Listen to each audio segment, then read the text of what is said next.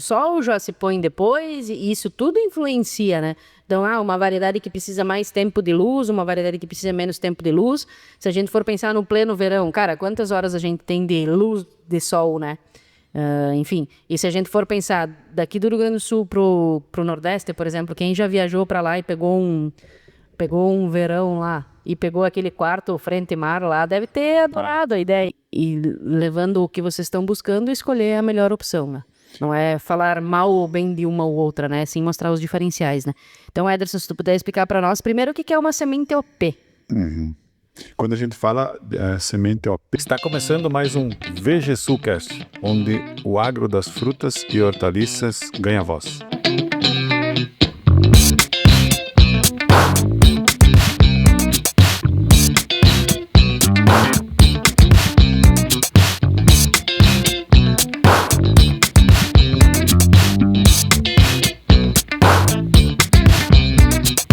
Meu nome é Ederson Scopel. E eu sou Carla Regina Bom Scopel. E hoje a gente vai falar sobre o que, Carla? Sobre sementes, né? Sobre tipos de sementes, sobre como escolher também, né? Uma semente boa, né?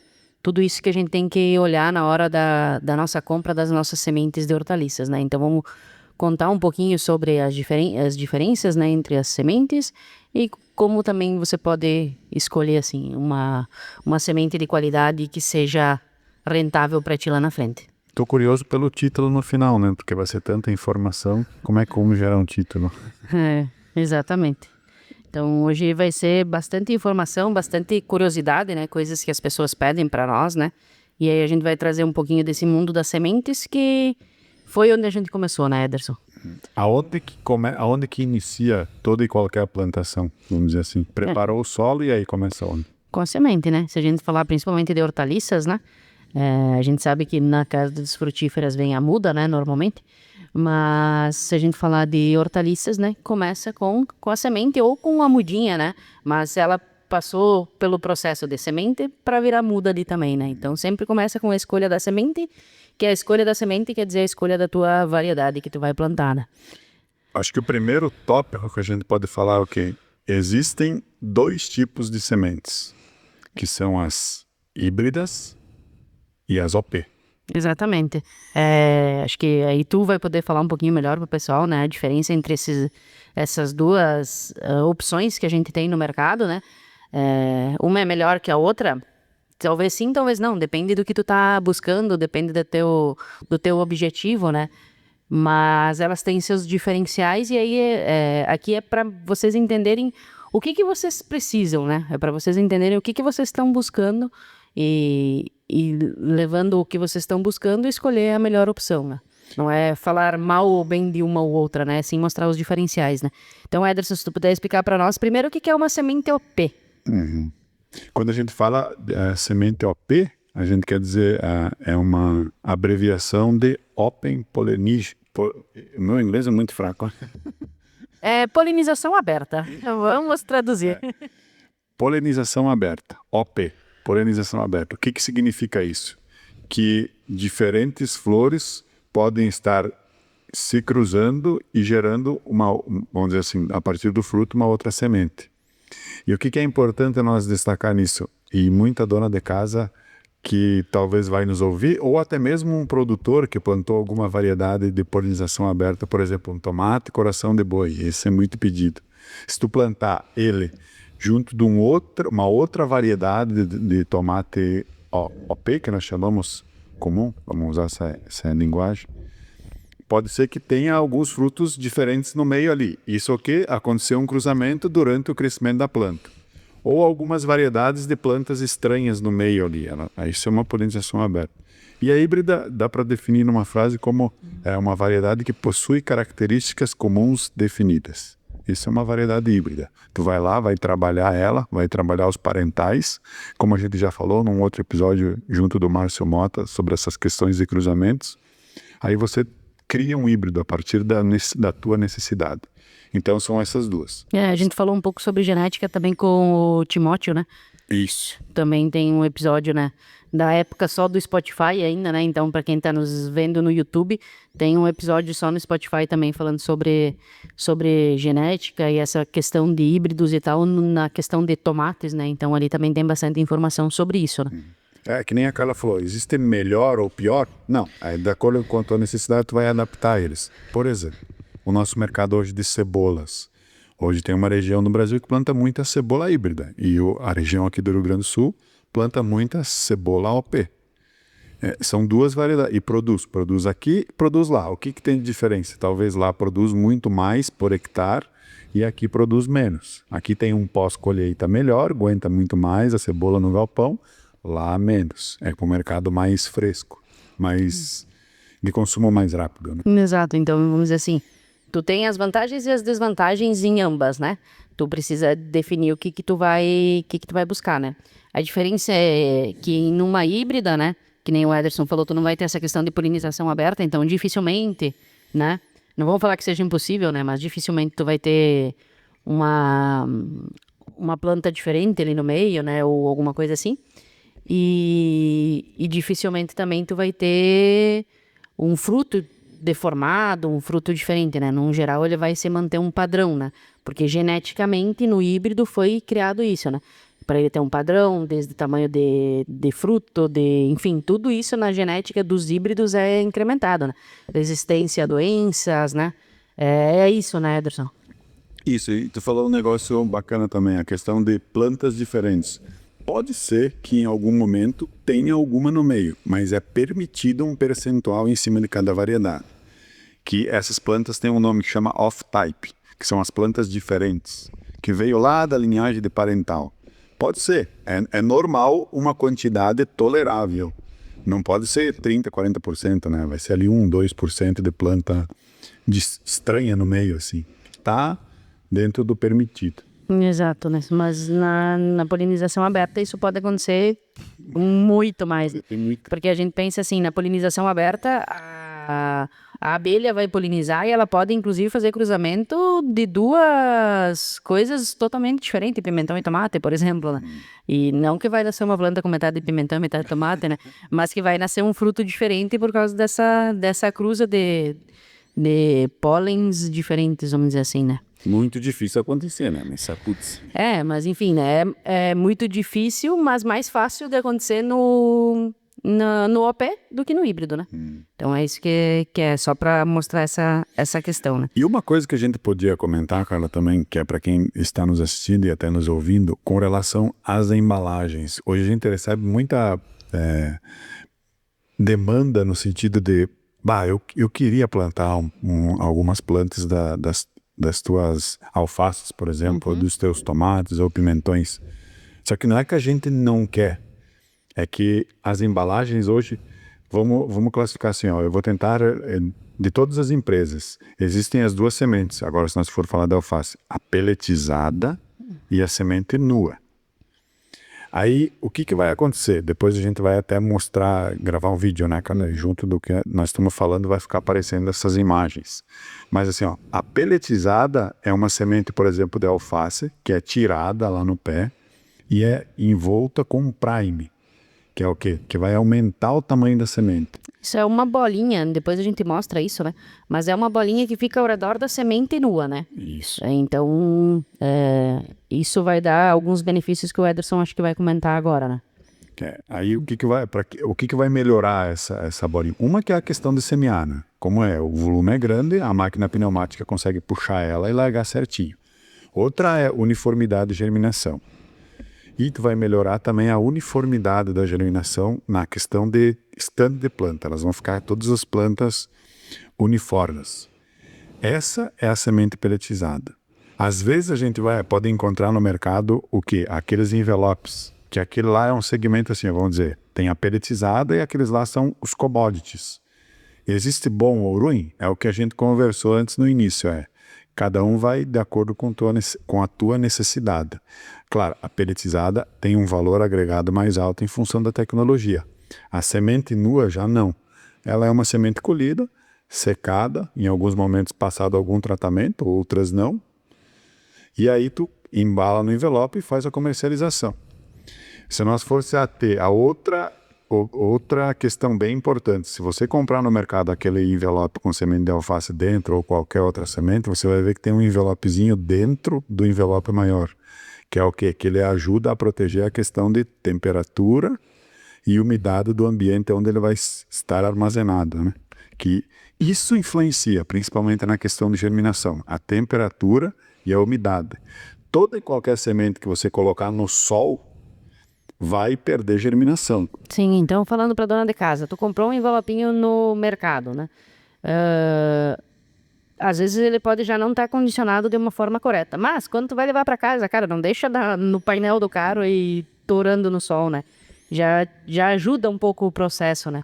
E o Ederson estava falando inicialmente, ele começou a falar questão das embalagens, né? Então, a gente tem os envelopinhos no supermercado, e por que as nossas sementes peletizadas, se a gente for falar de alface, não vão ter em pequena quantidade? Justamente por isso, né? Ela tem um valor agregado, se tu fizer uma quantidade menor, vamos dizer assim, esse valor cresce muito, porque daí tu tem a embalagem para botar muito pouca semente, né? Então, acaba que não tem embalagens pequenas, né? Hoje, se a gente for falar de alface, o que a gente comercializa com menos sementes é 5.000 sementes, né? Então, para dona de casa, infelizmente, né, a gente acaba não conseguindo muitas vezes atender, né? E aí tem essa opção dos envelopinhos, que vai ter materiais bons, como vai ter materiais com uma genética um pouco mais simples, vamos dizer assim, né? Da mesma forma, não quer dizer que tu vai pegar uma semente pelletizada e ela seja a melhor genética. O pellet em si não tem nada a ver com genética, é só uma forma de melhorar, vamos dizer assim, o trabalho lá no viveiro, enfim, né, de semear, de ter uma uniformidade, que nem o Ederson falou. Mas o pellet em si, né, Ederson, me corrija se eu estiver errada, ele não traz nada de genética com ele, né? Onde está a genética mesmo é na semente, né? Isso. Eu vou tentar agora descrever de uma forma assim, ó. Por exemplo, se você for comprar uma semente onde... É que não é regra, mas dá para generalizar como a grande maioria. Se você for tentar comprar uma semente, vamos dizer assim, pelletizada ou híbrida, geralmente vende-se por semente em embalagem fechada, né? Por exemplo, aquela citou, alface é 5.000 sementes, 20.000 sementes, 100.000 sementes, 250.000 sementes e vai indo, né? Vende alface pelletizada por semente. Tem algumas, vamos dizer assim, algumas variedades bem específicas que daí já são de valor agregado muito maior, por exemplo, mini alfaces, que acaba tendo embalagem de 1.000, né? Mas aí já tem um valor bem agregado, bem maior também. Então, acaba que esse mercado, vamos dizer assim, do consumidor, do dono de casa, vai acabar não querendo pagar pela essa semente. Então, né? Mas enfim, tem algumas exceções, né, de tamanhos, mas no geral, vamos dizer assim, 90% dos materiais é de 5.000 para cima, né? Falando em alface, né? Isso. E aí a gente vai só ainda no comparativo de embalagem, a gente vai para os tomates, ou enfim, pimentões. Aí são embalagens, em raras exceções, de 100 sementes, mas tem de 500 e 1.000. Geralmente, a maioria é 1.000 sementes. Aí quero comprar um tomate híbrido que eu vi que é muito bom, é 1.000 sementes. Tem como abrir e vender? Isso, a legislação não permite nós abrir semente e vender fracionado. Uma vez que tu comprou ela de 1.000, tu teoricamente vai vender de 1.000. E uma coisa assim, ó, quando eu vou no mercado, se vocês reparar ali, algumas exceções, mas bem poucas, tem por sementes, mas geralmente é por grama. Vai ter nesses envelopinhos, às vezes vai ter alguns materiais híbridos, né? No geral, boa parte deles são OP, né? Que a gente falou antes, né? Então, de polinização aberta. Mas vai ter alguns materiais híbridos, né? E daí, normalmente, nesses materiais híbridos pode ter a exceção ali que vai ser vendido por semente. E em outros casos, por exemplo, quando tu for comprar um material híbrido, nesses envelopinhos tu vai ver que a quantidade de sementes é muito pouco. Por exemplo, um tomate grape num envelopinho desse, ele vai ser lá 20, 30 miligramas, vai ter 7, 8, 10 sementes dentro, né? E tu vai pagar o mesmo valor do envelopinho, às vezes, ou um pouco mais, do que se tu for comprar alface que tem, sei lá, 100 sementes dentro, entendeu? Então, para as pessoas entenderem esse comparativo. Então, vai ter algumas vezes que vai ter materiais híbridos em envelopinho? Vai ter materiais bons em envelopinho? Vai. Né? E bons que eu digo no sentido de ter genética, de não ser só os de polinização aberta, né? Mas eles vão ter também um valor agregado ou uma quantidade de semente bem menor, né? Então tem toda essa questão. O segredo vai estar no híbrido, por exemplo. Se eu vou no mercado, olho lá, tomate híbrido ou a palavra F1, isso significa que o material é híbrido. Aí eu vou para aquele. Ou eu tenho uma outra opção que também é muito interessante, principalmente nessas questões de tomate, pimentão, abóbora, que são de valor agregado um pouquinho maior, ou as especialidades de tomate grape, cereja, saladete, vai. Tu pode ir no viveiro e dizer, viu, amigo, eu queria uma variedade híbrida de tomate longa vida. Quando tu compra a muda, teoricamente, tu ganha 30, 40 dias no ciclo. Estas são as diferenças das embalagens, digamos assim. Exatamente, né? Então, a gente falou um pouquinho de OP, né? Polinização aberta, a gente falou um pouquinho de híbrido e a gente falou um pouquinho de embalagens até então, né? O que a gente pode comentar um pouquinho mais que vai, vamos dizer assim, ajudar? Tem muito produtor que tem dúvida sobre isso e tem muita dona de casa também que pode estar nos ouvindo aí que tem dúvida, né? A gente falou de alface, né? Então, alface, existe alface híbrida hoje no Brasil? Hoje no Brasil, teoricamente, não. Não tem como vou comprar semente de alface híbrida. Não tem essa possibilidade. Isso, então acho que isso é uma informação importante, né? Porque a gente comentou, daqui a pouco tu vai no mercado, vai querer comprar um envelope e vai começar a procurar por híbrido porque tu entendeu que talvez seja melhor para ti naquele momento. A alface não vai ter essa opção hoje no Brasil, né? E também tu não vai encontrar alface peletizada nos envelopinhos, né? Mas, falando de alface, Ederson, qual que é? Tu pode encontrar alface peletizada nos envelopinhos. Tem algumas empresas que já estão vendendo, né? Sim, mas é mais raro. É mais raro. Só lembra que a opção é o quê quando tu encontra uma peletizada? O bom, o ideal, o melhor cenário seria ter uma bandeja, que a gente chama berço, né? De isopor, onde tu vai colocar um substrato, semear ela, esperar nascer. Mas aí, qual que é a nossa recomendação? Vai no viveiro e compra a muda pronta. Sim, ou numa agropecuária, que tu conheça, que tenha mudas, enfim, né?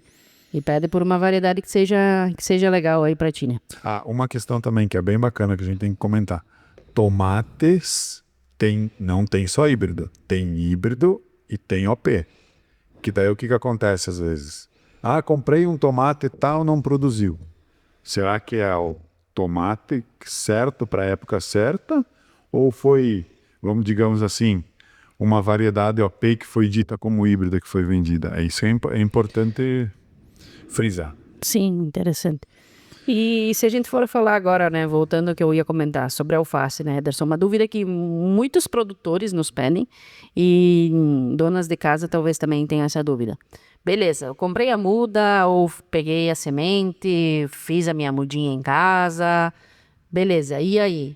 Qual que é o distanciamento que eu planto? Como é que eu faço? Eu faço canteiro ou deixo liso o chão e planto? Qual que é, vamos dizer assim, qual que é a melhor situação, né, para alface? Se eu fosse entender do sentido de que, para dona de casa, qual que é a regra que eu vou usar de distanciamento que vai ajudar? 25 por 25. 25 entre planta, 25 entre linha. Beleza? Agora, vou plantar. Agora já vamos para produtor mesmo. Vou plantar, fazer plantio direto, vou fazer canteiro. Opção melhor, canteiro. Aqui na nossa região. Porque se parar a água... lembra que a ideia do canteiro é levantar para a água... Então, é uma das ideias. Levantar o canteiro para aquele espaço onde está feito o plantio vai ser diferente de onde é que tu vai circular. Pode botar um mulching ou pode plantar uma palhada. Então, na verdade, o canteiro, né, para quem tá nos assistindo e não sabe o que é, na verdade, tu faz um monte de terra elevado, né, plano assim, e aí tu deixa, tipo, ele meio inclinado, ou seja, a água vai escorrer e tu faz como, quase como se tu tivesse uma valeta, né, pra água correr e não ficar naquele monte. Então, tu tem um monte aqui, tu tem as valetas na lateral, tu tem outro monte aqui do lado, né? E assim tu vai seguindo, né? Tu vai fazendo uma ondinha na tua produção. E também, que nem o Ederson falou, né? Nessa parte que seria a... Agora me fugiu o nome, que eu acabei de falar, que é a valeta, né? Para corear a água. Também é o lugar que normalmente a gente usa para caminhar, né? Para não ficar pisando no canteiro, né? Algumas curiosidades com relação a outras culturas também. Plantei uma cenoura, por exemplo, no solo direto e ela não deu tamanho, não desenvolveu, o solo pode estar compactado, né? A cenoura precisa de 15, 20 centímetros de canteiro, ali 20, para o quê? Para ela conseguir descer e se desenvolver, né? Sim. Então isso, na verdade, quando tu mexe o solo e tu faz o canteiro, tu descompacta o solo também, né? Ele fica mais fofo, vamos dizer assim, né? E aí fica mais fácil para os materiais que descem, né? Por exemplo, uma beterraba também, uma cebola, né? Tudo isso seria melhor fazer em canteiro, né? Vamos explanar um pouquinho, vamos ir um pouquinho mais. Por exemplo, muita gente pergunta para nós, tem muda de cenoura? Tem muda de rabanete? É que assim, ó, vamos entender que no tempo que a cenoura vai germinar, a raiz dela vai crescer, né? Como é que tu vai plantar ali na terra? Tu vai ter que fazer um buraco de 10, 15 centímetros, né? E essas culturas que desenvolvem, vamos dizer, o bulbo, faz plantio direto. Sim, que elas desenvolvem para baixo, né? Normalmente, né? Cebola, aqui na nossa região ainda tem muita gente que faz muda, né? Isso. Mas e a beterraba? É que assim, ó, a gente tem que entender que é aquela história do início ali. Tem OP e tem híbrido. Um é ruim, outro é bom. Não, é que é a melhor adaptação de cada um deles. A beterraba tem essa possibilidade de tu fazer muda, só que tu não pode deixar muito tempo na bandeja, senão ela vai começar a desenvolver. E as culturas também, o que acontece com elas? Elas podem, por exemplo, um brócolis. Se eu deixar ele muito tempo lá na bandeja, lembra que a cultura tem um ciclo de 90, 120 dias. Eu não posso deixar 70, 80 dias na bandeja. O ideal. Aí o que vai acontecer? Metade do ciclo dela ficou na bandeja, a chance de tirar um fruto com uma cabeça de qualidade ali na frente é muito menor, porque eu perdi metade do ciclo dela, né? Sim. E a dona de casa, se ela fizer canteiro, vai ser melhor para ela também? Sempre. Sempre que ela tiver a possibilidade de fazer, o que eu faço quando eu planto pouco ou quero fazer? Eu olho quem planta bastante. Sim. É que nem outra pergunta que vem para nós. E a lua influencia? A lua influencia para beterraba, para cenoura, para folha, para fruto? Influencia. Só que é aquela história, a gente não tem prova disso. Sim. Mas influencia. E às vezes eu também não tenho prova e também não tenho como fazer exatamente sempre só quando dá. A lua estava boa, mas choveu uma semana, e aí eu faço o quê? Eu não planto, né? Falando de produtor, né? Pensa assim, ó, não é que às vezes esteja errado o vizinho, ou o ciclano, ou fulano, ou ciclano ou beltrano. Não, é que eles têm o compromisso de entregar, vamos dizer, para o mercado 500 caixas por semana de cenoura. Eles têm que plantar toda semana. Eles não podem esperar sempre o movimento da luz. Sim, esperar o melhor dia, né? Melhor hora, enfim, né? Já que a gente está falando nisso, a gente pode falar das variedades, né? Quem está nos ouvindo, quem está nos assistindo, assim, ó, tem variedades. Antigamente não se trocava variedade, não se cuidava, mas é que não se tinha tanto trabalho e não se tinha tantas variedades assim, né? Não se tinha tanta tecnologia, na verdade, também, né? Se a gente for pensar em tecnologia num geral, né? A gente participou de uma feira no sábado, né? Que passou, e teve um produtor que comentou, ele disse, meu Deus do céu, quando tu termina de comprar uma tecnologia, tem outra, né? A gente tava expondo os drones lá, né? E isso é com tudo, né? A gente vê que a tecnologia está evoluindo muito rápido, né? Então, eu acho que a minha geração e a do Ederson, nós passamos por várias fases de tecnologia que é bem interessante e, cara, e foi em muito pouco tempo, né? Então, da mesma forma, a tecnologia para genética de semente, para desenvolvimento de novos materiais, isso também é tecnologia, né, gente? Então, se a gente falar de 10 anos atrás, o tempo para te gerar um novo material, ou enfim, né? Claro, tem algumas coisas que a gente não consegue mudar, por exemplo, cebola, que é bianual, né? Que tu consegue... Produção de semente. A produção de semente, né? Então, isso ainda não foi conseguido mudar, né? Ainda não foi, né? Porque talvez daqui um ano a gente descubra que tenha sido, né? Então, tem coisas que não foi conseguido mudar, mas tem coisas que evoluiu muito, né? A gente sabe que, tipo, por exemplo, a questão dos parental, isso tudo, eles conseguem testar hoje muito mais rápido isso, né? Do que era uma vez. Então, isso faz evoluir também, né? E tudo isso buscando o quê? Produtividade. Por exemplo, a gente hoje tem recomendações de quê? De couve-flor para janeiro, fevereiro, março. Tu vai dizer, mas a recomendação do sul é a mesma do centro-oeste ou do nordeste? Não, porque o que influencia é o quê? É a temperatura. Talvez lá no nordeste seja quente o ano inteiro. Aqui não, aqui pega no nosso inverno da temperatura negativa. Aí eu tenho que ter o quê? Uma variedade específica para o inverno, que ela vai saber aproveitar aquelas características de frio para quê? Se desenvolver, não sofrer com xantomonas, daqui um pouco ter uma opção com alternativa de resistência à hérnia no solo. Aí se tu vai na linha das alfaces, tem o quê? As de verão, as de meia estação, as de inverno. Conforme o ano vai passando, tu vai trocando. Assim, ó, por exemplo, hoje a gente trabalha com uma empresa holandesa. Eles atuam em diversas regiões do mundo. Tem países que é uma variedade por semana durante o ano inteiro. Então vão ser 50 variedades. 52. 52. Por quê? Eles vão entender o quê? Que cada variedade vai se dar melhor ou vai produzir melhor naquela semana. Mas não tem nada a ver. Tem a ver. Sim, porque a gente sabe, né? Por exemplo, que nem agora a gente tá partindo do inverno para primavera, né? Não sei se já fez a mudança, porque eu não sou muito ligada nessas coisas, mas enfim, vamos dizer que a gente esteja mudando. Cara, os dias já começam a ficar mais longos, não sei o que, o dia já nasce antes do sol, já se põe depois, e isso tudo influencia, né? Então, uma variedade que precisa mais tempo de luz, uma variedade que precisa menos tempo de luz. Se a gente for pensar no pleno verão, cara, quantas horas a gente tem de luz de sol, né? Enfim, e se a gente for pensar daqui do Rio Grande do Sul pro Nordeste, por exemplo, quem já viajou para lá e pegou um verão lá e pegou aquele quarto frente-mar lá, deve ter adorado a ideia, né? 4 horas da manhã o sol tá queimando lá, né? Então, em compensação, o fim do dia é bem antes, né? Então, isso tudo influencia, né? Por isso dessas quebras, né? E como a gente precisa cada vez mais ter produtividade com qualidade, né? Então, a gente busca isso. Por quê?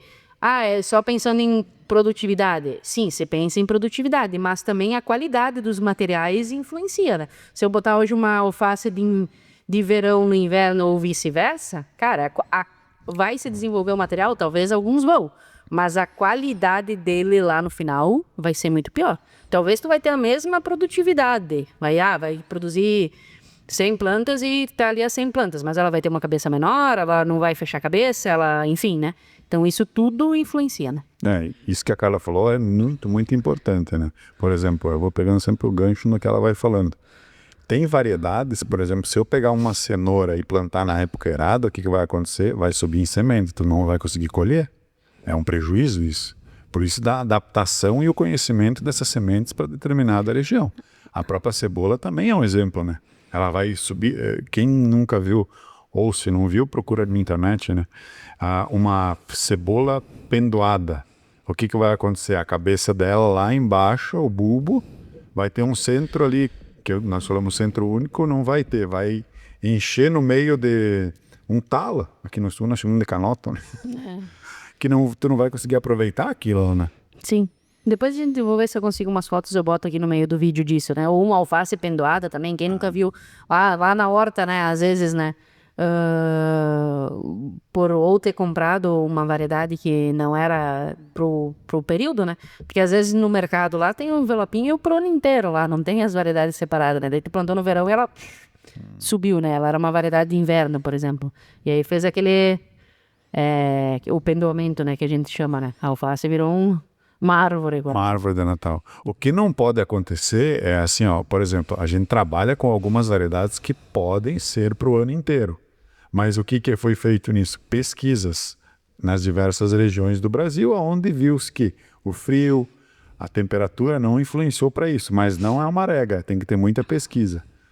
Porque o que é o pendoar da planta? Ela entende o quê? Que ela vai morrer, aí ela quer fazer o quê? Procriar a espécie. Aí ela vai emitir o pendão, teoricamente.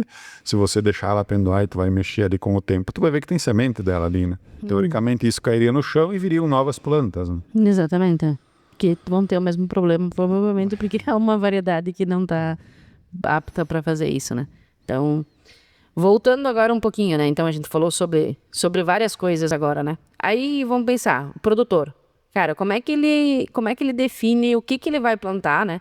A gente recebe bastante pergunta e bastante gente chamando nós, quero começar a trabalhar com hortaliça, eu sei lá, eu sou produtor de soja ou eu sou produtor de alguma coisa. E a galera, num geral, os produtores estão procurando diversificar. E isso é bem importante, a gente fala, né? Principalmente para o pequeno produtor, né? É importante que ele tenha várias fontes de renda, né? Porque se uma der ruim, as outras ajudam, né? Vamos dizer assim. Às vezes pode ser que ela não supra toda a perca, mas ela dá aquela ajudada, né? Então a gente recebe bastante pergunta, né? E eu acho que uma das coisas que a gente já comentou algumas vezes aqui, mas a primeira coisa é olhar um pouco para trás, né? Não vir e escolher o que vai plantar, mas é entender aonde tu vai vender, né? Então, essa semana mesmo eu estava falando com um produtor sobre isso e eu falei para ele, cara, primeiro de tudo, ele me pediu, eu faço hidroponia ou eu planto no campo aberto? Cara, o que o mercado que tu vai atuar busca? Né? Então, vamos dizer assim, antes de tu ir atrás de semente e tal, claro, é interessante tu trocar uma ideia, né? Com o pessoal que vende semente na tua região, ou quiser trocar uma ideia com nós também, nós estamos sempre abertos, né? Pode nos chamar. Tem no nosso Instagram, tem o nosso WhatsApp lá, né? Chama a gente troca uma ideia. Mas a gente sempre vai fazer a pergunta ao contrário para você, né? O que tu vai entregar pro teu mercado? O que o teu mercado busca? Porque de nada adianta eu, por exemplo, ir lá para um cara de 3 de maio, por exemplo, e falar para ele, não, faz uma hidroponia ali, porque, sei lá, enfim, e dá um monte de ideia. Tá, mas e lá em 3 de maio ele tem mercado para isso, né? Então isso é uma coisa importante para o produtor, olhar a genética, olhar o que tu tá comprando, sim, é bem importante, mas olhar para quem tu vai vender também é muito mais importante, né, Ederson? Sim. Em 13 de maio tem hidroponia. Não, exato. Eu não tô falando que não posso ter, né? Foi uma cidade aleatória, né, para mim falar, né? Mas acho que isso é importante, né? E a gente tem cada vez mais clientes que a gente vê que eles estão, vamos dizer assim, fora da curva na região deles e tem dado certo. Porque às vezes, que nem eu falei, o mercado aceita, talvez tu não veja no teu mercado hoje uma hidroponia, mas talvez ele esteja procurando. Então também é isso, sabe? É tu entender, né? A gente tem muitos clientes que estão com estufa, por exemplo, de especialidade no meio da soja, né? Que talvez todo mundo olhe e diz, o que o cara está fazendo? Aqui não é região disso, né? Mas ele está sendo diferente, ele talvez não tenha área o suficiente para plantar soja, enfim, né? E aí ele busca algo diferente, né? O que vai diferenciar, e o que a Carla está falando também, é a questão do clima em cada região, né? Por exemplo, se eu vou lá, historicamente, se a gente fosse ver lá no norte do estado, 3 de Maio, Santa Rosa, aqui no Rio Grande do Sul, que eu quero dizer, dezembro e janeiro é muito quente. Aí, quais são as variedades que eu posso botar lá nesse período que não vai ter o problema da questão de pendamento, que vão sofrer com menos uídio, que não vai ter problema, talvez, de pitching dentro da hidroponia. E são algumas questões que a gente tem que entender também na nossa região, né? Por quê? Porque vai refletir lá no início. Quem investe com o tempo quer ter um retorno do investimento. E tudo isso conta, né? Por exemplo, a gente tem uma variedade hoje que nós conseguimos manejar ela o ano inteiro dentro das diversas regiões. Ela é perfeita o ano inteiro? Não, mas ela entrega. Isso que é bacana, né? Sim. E acho que é importante também, né? Que nem o Ederson falou de olhar a variedade, sim. Mas quando tu vai montar uma estrutura nova, por exemplo, também olhar, numa região bem quente, se eu vou montar uma hidroponia, o que é importante eu ter? Ou já pensa, tipo, eu não consigo investir em tudo agora, mas já pensar, né? A gente sabe que um problema bem grande é, por exemplo, o pitching, né? Circulação de água tem que ser um negócio top, né, para diminuir o problema, né? Então, oxigenação da água, né, na verdade.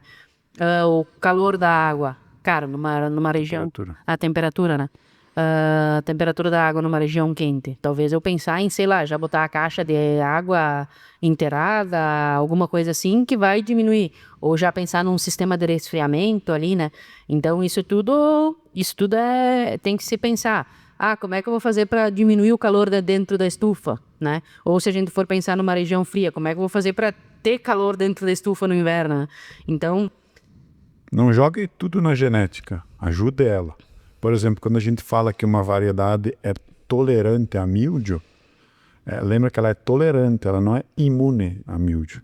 Aí quando a gente fala em tolerância, se nós conseguirmos ajudar ela um pouquinho mais, nós vamos fazer com que ela entregue muito mais, né? Do que a simples tolerância, mas talvez ela vai entregar, se eu ajudar ela, vai entregar uma cabeça mais uniforme.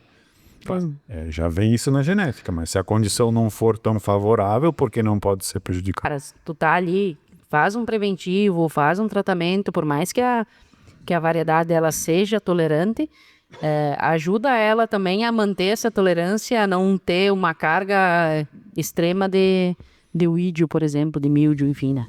Então acho que isso tudo é importante, né? Tudo isso começa nas sementes, né? Então, eu acho que o assunto de hoje foi isso.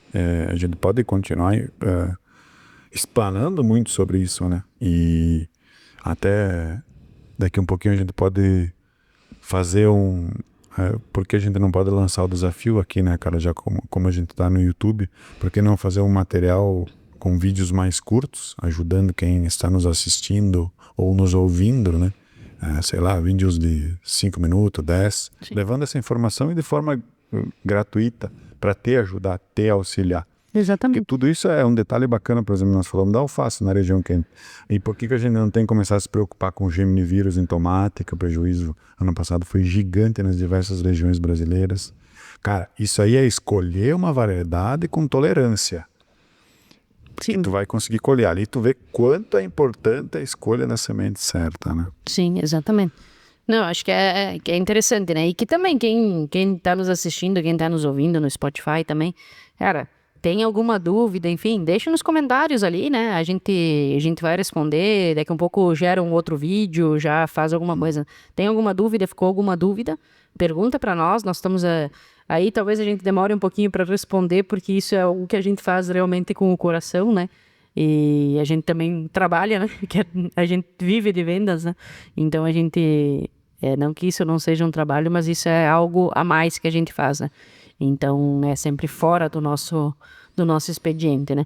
Então fiquem aqui ligados com a gente, né? E qualquer dúvida que vocês tiverem também, nosso WhatsApp está no nosso Instagram, que é @vgsul, para quem quiser nos seguir lá também. No YouTube aqui também, se quiser deixar algum comentário, tem os links dos nossos contatos também aqui no YouTube, né? E aí a gente tá sempre aberto, né, para conversar, para discutir, para levar informação, para buscar informação também, porque a gente aprende muito com todo mundo, né? Vamos lançar o desafio aqui, se alguém tiver interesse, ou enfim, se nós tiver uma demanda legal de pessoas dizendo ali, pode dizer sim, no nosso vídeo aqui no YouTube, nós podemos fazer um curso gratuito, tá? Nós vamos disponibilizar o vídeo aqui, com 10 características importantes na hora da escolha da semente certa. Beleza. Se nós tiver um número bacana de pessoas só escrevendo sim, sim, sim, né? Sim, eu quero, enfim, alguma coisa que a gente saiba que vocês querem esse vídeo falando sobre como escolher, deixe aí nos comentários, né? Porque nós vamos criar esse material, porque é bacana. Muito bacana, porque vai auxiliar você que está nos ouvindo, ou aqui vai ser nos assistindo, no caso, no YouTube. Exatamente. E claro, não esquece de seguir a gente no Spotify, se inscrever no YouTube aqui, né? Isso é muito importante pra gente e pra todos, né? Pra gente conseguir levar a nossa informação, o nosso conteúdo para mais pessoas, né? Vocês nos ajudam muito dessa forma, né? E, assim como é uma troca, a gente também tá tentando ajudar vocês aqui. Deu 10 sim, ou 10 eu quero, mas fizemos o vídeo com as 10 características. Show, fechou então. E 10 é pouco, hein, gente? Vamos lá. Vamos botar o Ederson trabalhar aí. Isso. Só agradecer. Muito obrigado a quem está nos assistindo ou nos ouvindo. Esse foi o episódio número 72. Já estamos a 72 vezes no Spotify. Aqui no YouTube é um pouquinho menos, mas faz parte do nosso dia a dia entrar aqui também nessa plataforma. Só agradecer, desejar a todos os produtores que tenham... Só vou te cortar antes de tu finalizar, Ederson, mas o podcast em si tá a menos episódios no YouTube, né? A gente tá indo pro 6º, né? Esse é o 6º, desculpa. Mas a gente tem outros vídeos também, para quem quiser dar uma olhada ali no YouTube, a gente tem falando com o produtor, a gente tem outros vídeos mostrando um pouquinho do nosso trabalho também. Pode acessar ali, vai ver que tem outros vídeos interessantes já também, né, no nosso canal. Então desejo a todos um plantio próspero com colheitas abundantes. Fiquem ligados nos próximos episódios.